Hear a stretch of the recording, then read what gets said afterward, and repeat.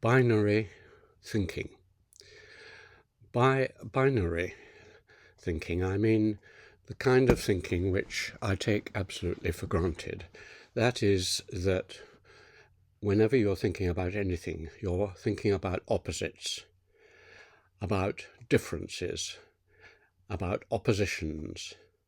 So, for example, in my cosmology as a child and growing up and up till I really began to think about it recently, I think in oppositions such as heaven and hell, God and non-God, nature and culture, mind and body, true and false, male and female, and so on and so on. And I had just taken this for granted. I was taught this at school, my family believed in it, my language encapsulates it. So it is a category within which, or categories within which I work. It's a logic which absolutely envelops me like my language, and I can't really get outside it or examine it. In Wittgenstein's famous metaphor, I am trapped within the fly bottle, the invisible glass of these oppositions, and they are very deep, both within me and my education, but in my history, because gradually as I looked at this, I looked back and I could see that Christianity, in which I was brought up, is based on binary oppositions. All the ones I've mentioned are there. And so Christianity is a binary thought system, as are the other monotheisms, Judaism and Islam. All the monotheisms are binary in their approach. And it goes back deeper than that. It goes back into the foundational philosophies of my civilization, which are Greek, because in Greek thought, a lot of it is binary thinking. For example, in the famous kind of logic called the syllogism, that is A equals B, B equals C, and therefore A equals C, you have the law of the excluded middle. You get rid of B in the middle, and you have therefore an opposition to things that are outside that system and within it. And in a negative way, funnily enough, I discovered my enemy's enemy is my friend. That is a form of exclusion. A does not equal B, B does not equal C, so A and C must be friends. So my metaphysics, my philosophy, my logic, my mathematics, everything more or less I lived to believe in, and the way I categorized the sense impressions that come into my mind, the way I argued with my friends, everything is based on this kind of binary logic. And it's a kind of logic which, of course, we're particularly familiar with now, because it's the logic on which the computer revolution is based.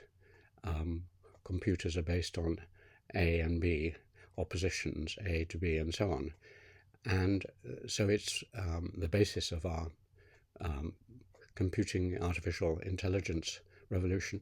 And it was also the basis for the scientific revolution, which endorsed and amplified it, because science was based on the idea that there are truths and absolute truths and absolutely good things, and we should try and find them. And they're opposed to things which are false and bad, which we should reject.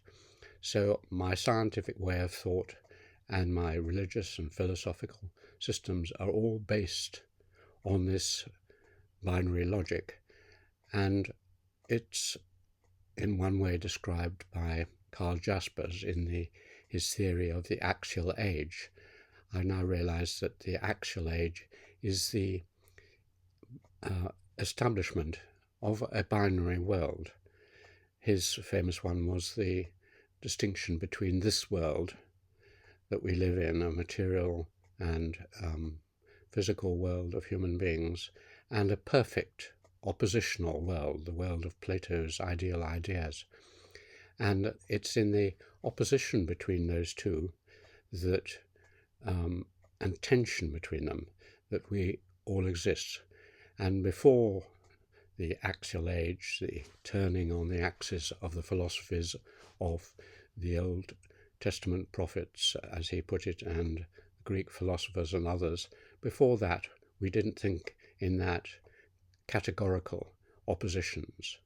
So it is, in Bacon's phrase, an idol of the mind. It's something we worship and we can't really get outside. And it has tremendous implications. For example, in terms of war and confrontation, we think constantly of oppositions.